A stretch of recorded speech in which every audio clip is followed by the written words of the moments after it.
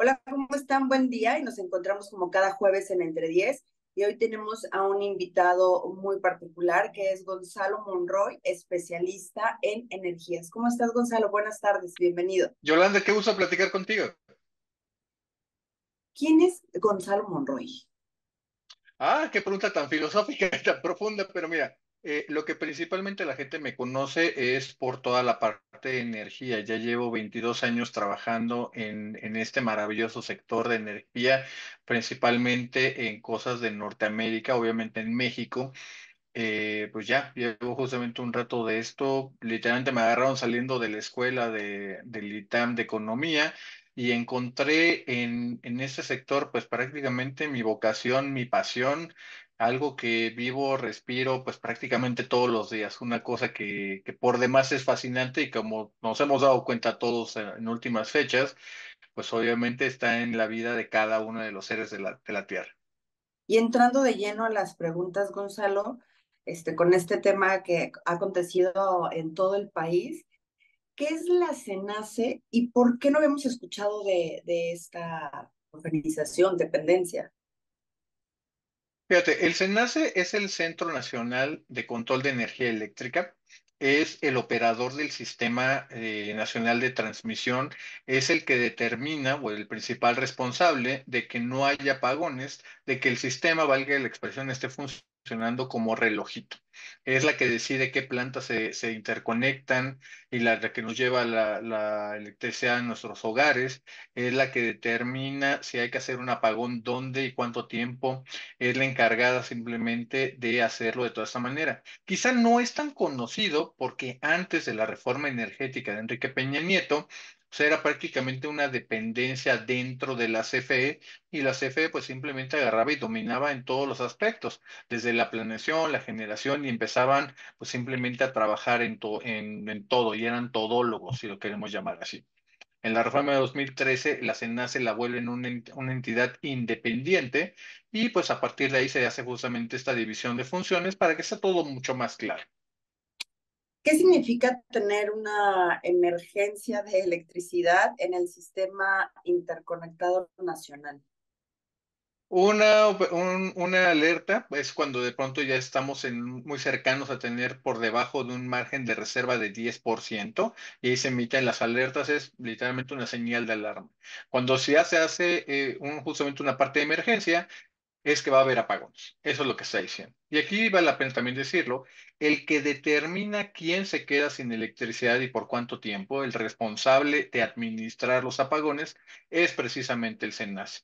Ellos son los que lo hacen y principalmente no porque sean mala onda o porque estén haciendo algunas cosas, sino es la forma en que protegen la infraestructura. En caso de que fuera más la demanda que la oferta, que el suministro eléctrico, las líneas de alta tensión, las que vemos en las carreteras, pues simplemente volarían. Y entonces, en lugar que sea un apagón de algunas horas o algunos minutos, sería de algunas semanas. ¿A qué se debe esta afectación en la capacidad de generación de energía? Pues mira, ahorita principalmente tenemos dos fenómenos. Uno es la parte de la demanda, que ha crecido de forma muy importante precisamente porque toda la gente con esta ola de calor que estamos viviendo, pues la gente tiene el aire acondicionado, los ventiladores, el famoso clima, simplemente para mantenerse en una parte, digamos que tolerable, ni siquiera es tanto de lujo, sino simplemente para hacerlo tolerable. Por el lado de la industria, principalmente las industrias que requieren procesos en frío, ya sea para almacenamiento, para sus productos o para procesos mismos, pues obviamente hacen un incremento de su demanda y esto nos lleva a un pico importante.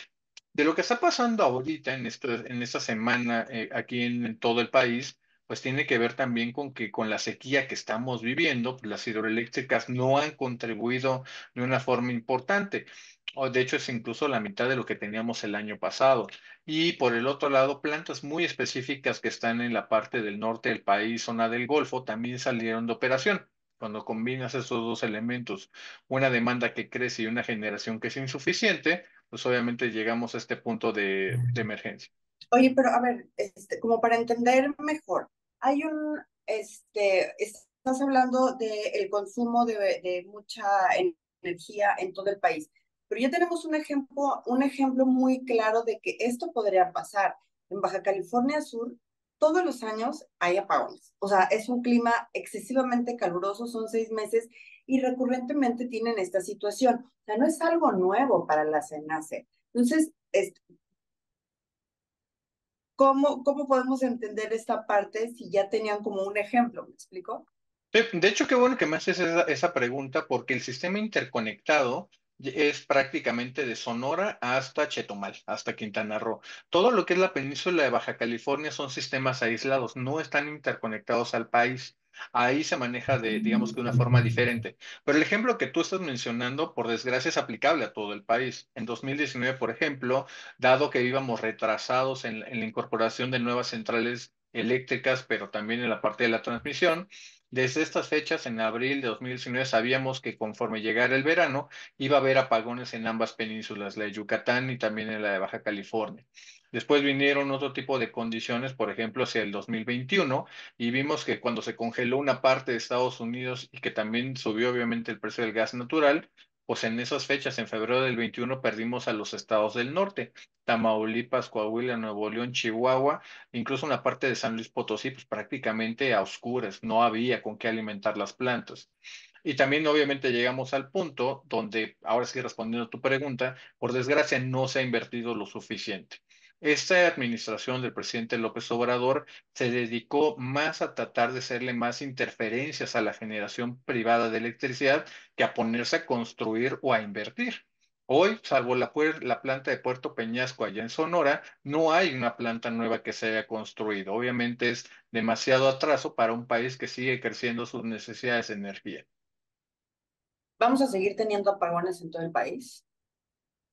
Probablemente sí, y muy en el corto plazo, lo que resta de este año, es muy probable que sí. Conforme vengan estas olas de calor, se anticipa que para el verano haya dos o quizá tres olas de calor. Es muy posible que exactamente tengamos más apagones. ¿Se pueden evitar los apagones? Es muy probable, a menos de que le pidamos a la gente que se muera, literalmente que se esté cociendo al vapor o al carbón o en su propio jugo, o que les digamos a las industrias que mejor apaguen sus procesos y que echen a perder sus productos. Lo más probable exactamente es que no haya una forma de tener más generación. Desafortunadamente, como mencionaba, no está lloviendo. La generación de las hidroeléctricas está en uno de los puntos más bajos de los últimos años y no sé, no hay ninguna solución de corto plazo para que esto no esté ocurriendo. O sea que no hay manera de evitar que haya apagones, van a seguir existiendo y esto implica una inversión, pero pues ni modo que le inviertan ahorita y pues ya se resuelva en una semana. No, por desgracia no. Eso es como si pronto levantáramos a un niño de primaria a hacer ecuaciones diferenciales.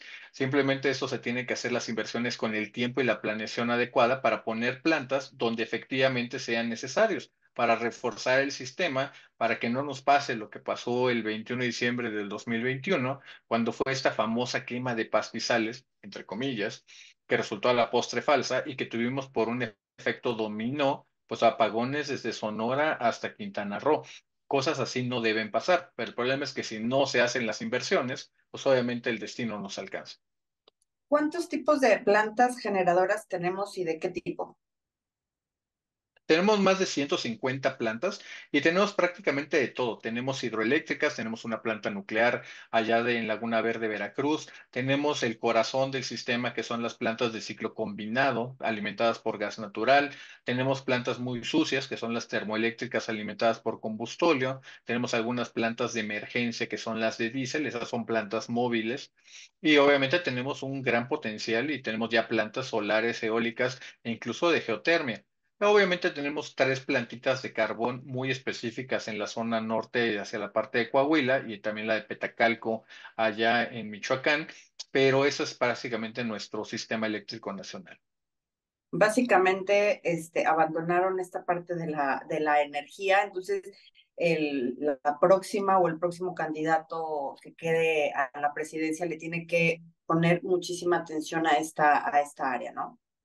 Efectivamente, y fíjate, en esa parte, Yolanda, creo que es muy importante mencionar que las dos candidatas punteras, ambas justamente reconocen la necesidad de invertir y justamente poder crecer. Incluso por un lado del oficialismo es más de que tenemos que mantener la ruta, que no es otra cosa más que CFE invierta. El gran problema es que en esa administración CFE se guardó el dinero y no invirtió absolutamente nada. Por el otro lado, tenemos a Xochitl Gálvez, que es una mayor participación de las empresas privadas para que ayuden y complementen la inversión de la CFE.